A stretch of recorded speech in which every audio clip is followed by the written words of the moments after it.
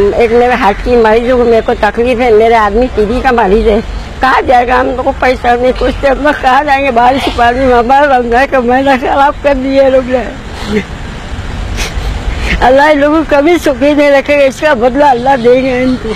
ना कोई हमारी मदद करने आया, ना कोई नेता आया, कोई बड़ा लीडर आया, ना कोई नहीं आया हमको पूछने के लिए। 14 और मैं सैयद नकी हसन।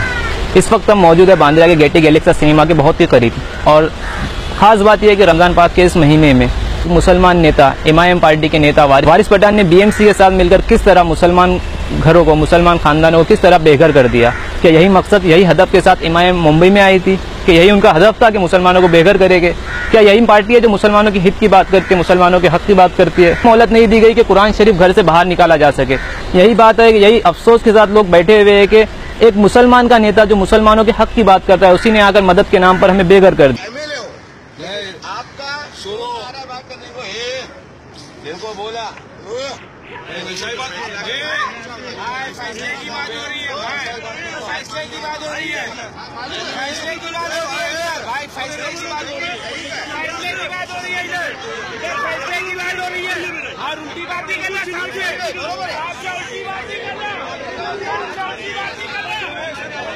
आपसे उल्टी बात नहीं करना, ऐसी बात के सबसे सामान देके उसको हटा दो, उसको हटा दो,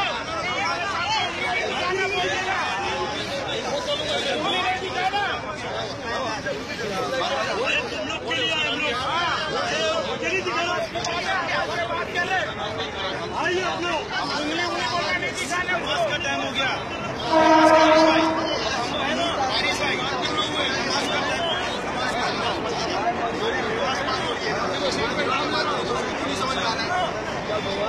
मामू लेकिन उसने बहुत गलत बात किया, उसने उसको डालेंगे, उसको डालेंगे।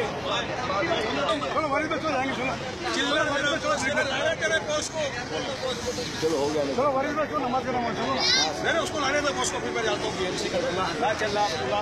अरे भाई बड़ी बोल में बोलता हूँ, हमारी जगह पे तेरा बॉस आएगा, ये देखो जगह है ना, 2 हेडिंग में तो बोल रहा है, इसका रूम में पहुंचेंगे, मेरे को 2 हेडिंग का मामला है। वारिस पठान आया, बोला मैं मीटिंग करूंगा, तुम लोगों के साइड से बोलूंगा, उल्टा आके हमारे को दादागिरी करने लगा, हमारे को धमकी डांटी दे रहा है हमारे घर बच्चों के साथ। इसके लिए हम लोग बोले कि भाई तुम्हारे को हमारा हक दिलाने का, इंसाफ देने का है तो हम बात करो, नहीं तो कुछ भी नहीं। बोलता हम लोग के साथ दादागिरी का, तुम्हारे घर तोड़वा दूंगा और तोड़ा के रखूंगा, समझे? तुम लोग नहीं तोड़ाए तो बोले मेरा नाम नहीं, चैलेंज करके गए इधर से हम लोग को के लिए। हम ऐसे परेशान है, ये कोकनी लोग, सारे नेता लोग, बाबा सिद्दीकी सब मिलके हमारा घर तोड़ दिए, सब बड़े बड़े लोग और कोकनियों ने मिलके हमको घर से बेघर कर दिया। हमारे बाल बच्चे छोटे छोटे सब पड़े हुए घर में, ऐसे रोड पे पड़े, कोई पूछता नहीं हम क्या खाए पिए, हम बरसात में बैठे, पानी में बैठे। वो तो कोई घर में नहीं थे, और वारिस पठान से जो मेरी अनबन हुई थी उस बात को लेकर उसने तो चैलेंज, ओपन चैलेंज करके गया था कि मैं अपने घर को तोड़वाऊंगा, और हम लोग तो कोई घर में थे नहीं। क्या वजह थी तुम्हारा? वो लोगों को यहाँ पे बिल्डिंग प्रोसीजर तैयार करना है, और यहाँ पे कब्रिस्तान का नाम लेकर उन लोग को बिल्डिंग यहाँ पे बनाना है। आप लोग यहाँ रहते हैं? 150 साल हो गए, मेरी पूरी फैमिली यहाँ रहती है, 150 सालों से आज ये लोग यहाँ रह रहे, कर रहे, सब कुछ है, कुछ भी नहीं, सब कुछ खुशहाल था, कुछ भी नहीं था, सब कुछ खुशहाल था। लेकिन ये कल का आया वारिस पठान, पता नहीं मुसलमानों का नेता, कौन सा मुसलमान नेता?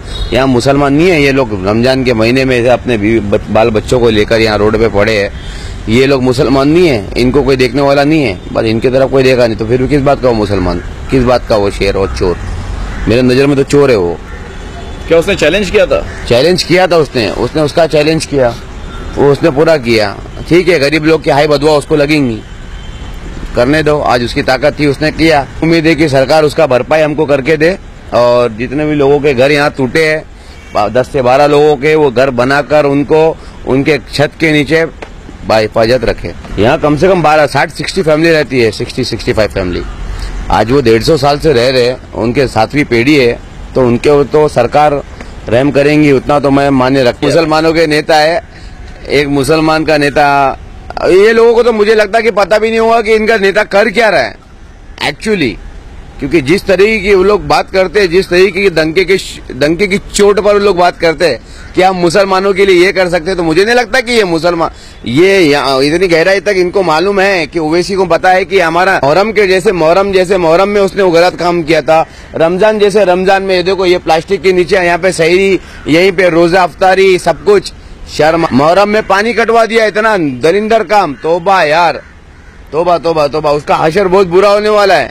और ओवैसी को भी मेरी विनती है, अगर देख रहा हूँ तो ऐसे दलिंदरों को यहाँ पार्टी से हटावे। इनका कोई काम नहीं है यहाँ पर, क्योंकि इनके साथ में गरीबों की बदवा है, और जहाँ गरीबों की बदवा है वहाँ पर किसी का कोई काम नहीं। वो लूट रही है, वो मुसलमानों को लूट रही है।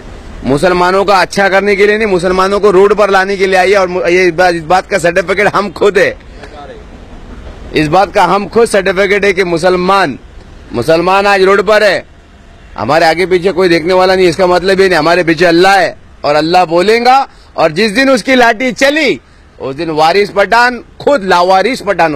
असदुद्दीन ओवैसी से हमारा यही सवाल है, क्या उनका यही मकसद था, यही हदफ था कि मुंबई में आकर लोगों को बेघर करेंगे और खासकर मुसलमानों को तकलीफ देंगे? आप किस कौम की बात करते हो, किस कौम के मकसद की बात करते हो? क्या यही आपका मकसद है कि एक 80 बरस का बुजुर्ग शख्स धूप में खुले आसमान के नीचे सोने पर मजबूर हो जाए?